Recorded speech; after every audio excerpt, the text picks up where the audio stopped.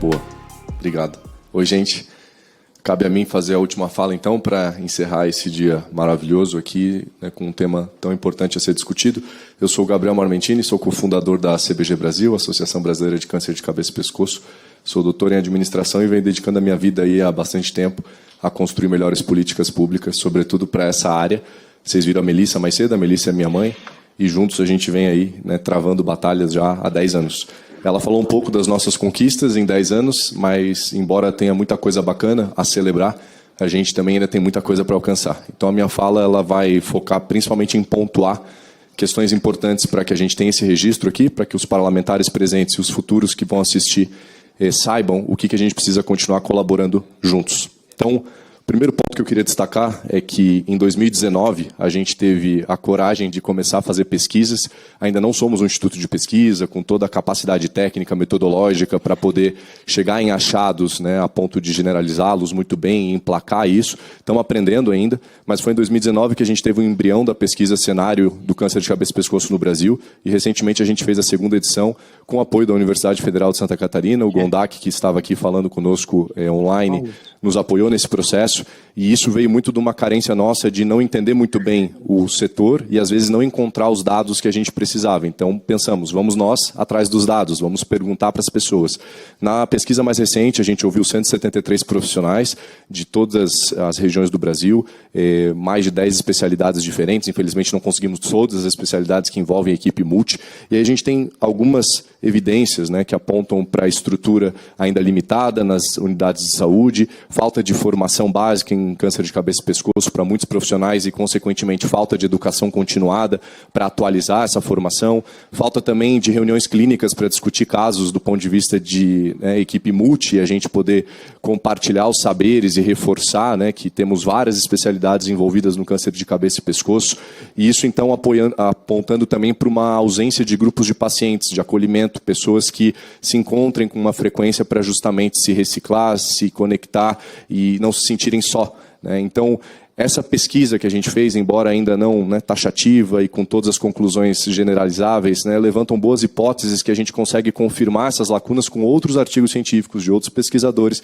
que estudaram o tema de forma aprofundada. Então, a gente ainda tem muita carência de política pública, tanto no que tange à prevenção, quanto à promoção da saúde, quanto ao tratamento, à reabilitação, e, portanto, a gente precisa usar esses dados a favor de construção de melhores políticas. Na pesquisa, a gente cita um pouco do cenário do câncer de cabeça e pescoço, que os colegas anteriores já pontuaram muito bem. Então, aqui eu só queria destacar algumas coisas que constam, né? Então, sexta neoplasia mais comum no mundo, quinto mais comum entre os homens quando o assunto é cavidade oral.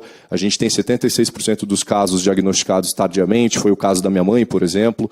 E aí, na nossa pesquisa, a gente encontra que, por exemplo, muitas instituições não têm fisioterapeutas preparados para reabilitar câncer de cabeça e pescoço. Muitas instituições ainda carecem do IMRT, uma tecnologia mais avançada para radioterapia. Também muitas instituições alegam não ter nenhuma sequer reunião clínica para debater esse tipo de caso, e muitos dos nossos pacientes aí em situação de vulnerabilidade social. Então, a gente tem também muitas dificuldades de conseguir explicar os direitos, fazer todo o tratamento do início ao fim, né, sem nenhuma ruptura. Então, todo esse contexto faz com que a gente tenha que olhar para algumas lacunas que estão por aí e priorizar, né? E vocês vão ver agora nos meus próximos slides quais são as prioridades da CBG Brasil para o próximo triênio. Muitas delas já estão desde o início, né? Então a gente está um decênio lutando por elas e tem coisas que simplesmente ainda não avançaram para o nível que deveriam. Mas, né, vamos lá passo a passo.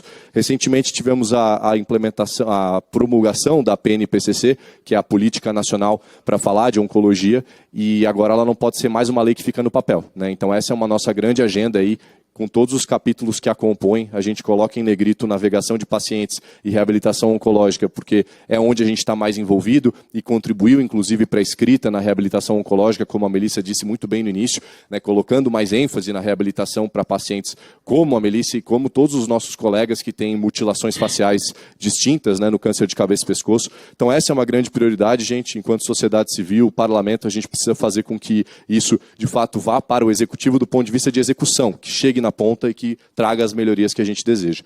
Um outro ponto é a portaria 516 do Ministério da Saúde, que a gente atualizou lá atrás, com um grupo amplo de sociedades médicas e de outras especialidades, para dizer, olha, a forma de tratar paciente de câncer de cabeça e pescoço não é como está nessa portaria, precisa melhorar.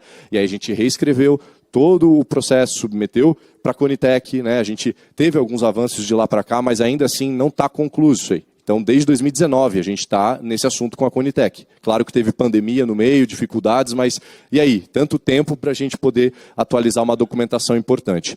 Outra documentação importante é a portaria 400. Né? Ostomias respiratórias importam e a gente também. Em 2019 já tivemos aí reuniões e recomendações enviadas para a Coordenação Geral da Pessoa com Deficiência no Ministério da Saúde e cadê o resultado? Né? Então, assim, a gente precisa de uma vez por todas melhorar esse dispositivo legal que ele ainda carece de instruções específicas para pessoas como a minha mãe que tem uma ostomia respiratória.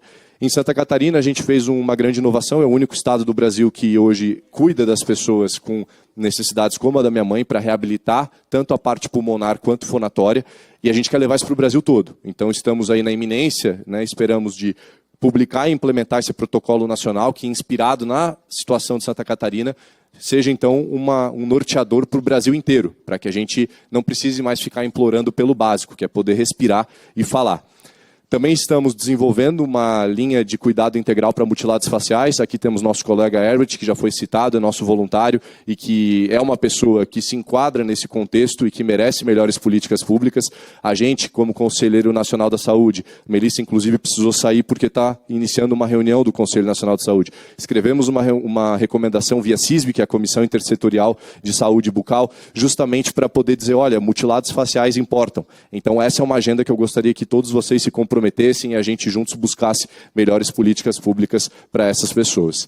Também destaco os dentistas, que têm um papel muito importante, né, cuidando da gente, mas também podem ter um papel ainda maior no momento em que identificam lesões que são cânceres e que muitas vezes eles não foram treinados para isso. Então, cavidade oral nos leva a um estadiamento muito avançado. Aí diz um artigo super recente, né, foi recém-publicado, que a gente chega muito tarde, né, no que tange a cavidade oral, e não só cavidade oral, câncer de cabeça e pescoço de forma geral. Então, uma das demandas também da CBG Brasil e que estamos buscando contribuir com o governo é justamente avançar, né, no diagnóstico mais precoce e no preparo dos odontólogos para que eles possam ser nossos aliados nesse processo. Temos também a pauta da nutrição.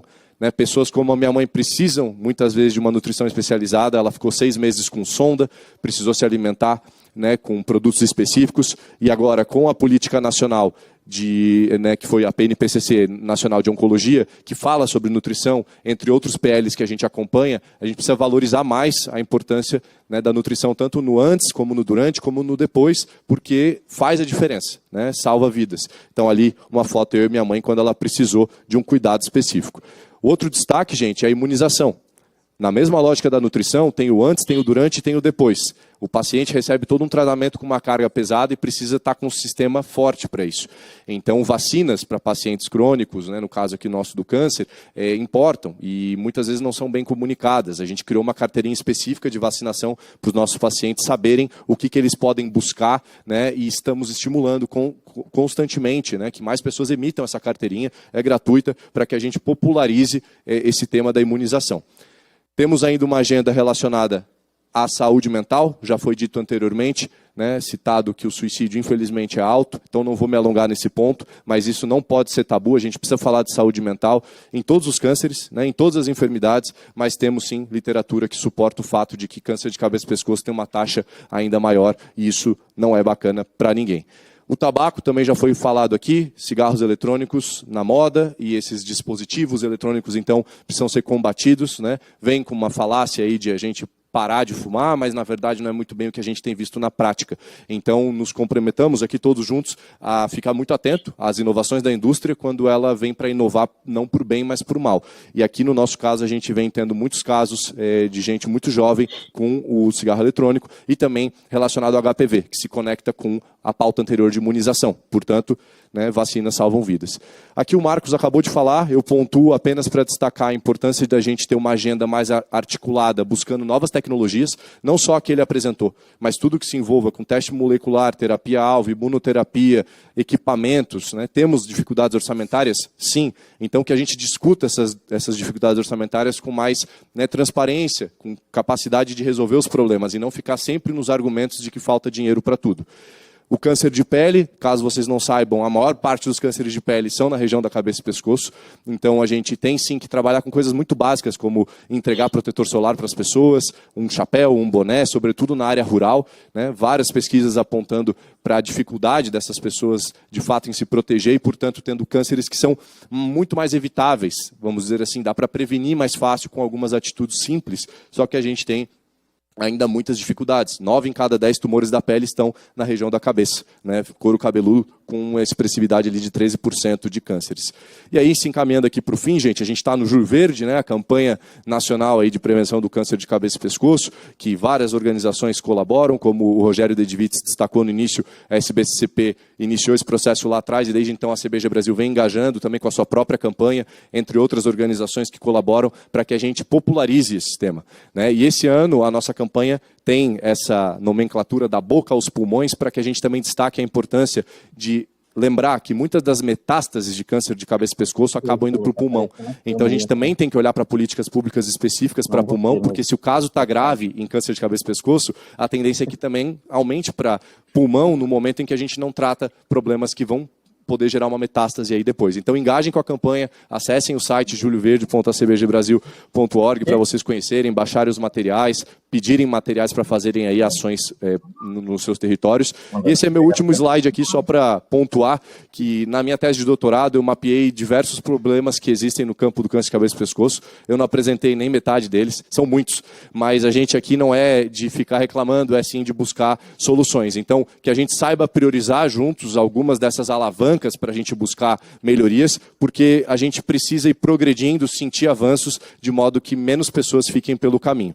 Então, tem uma grande autora que eu admiro, que sempre diz, né, que a gente, né, e me inspira muito, né, sempre me inspira, a não esquecer que foram sempre grupos de pessoas, né, que aparentemente pareciam inofensivos, pequenos, né, muito ambiciosos, sonhadores, mas foram essas grandes pessoas aí que transformaram o mundo em todas as suas necessidades. E a gente, na CBG Brasil, é um pequeno, grande grupo de pessoas que vem transformando muitas coisas. E tendo mais aliados como vocês, a gente pode transformar ainda mais. Muito obrigado por me escutarem e vamos adiante.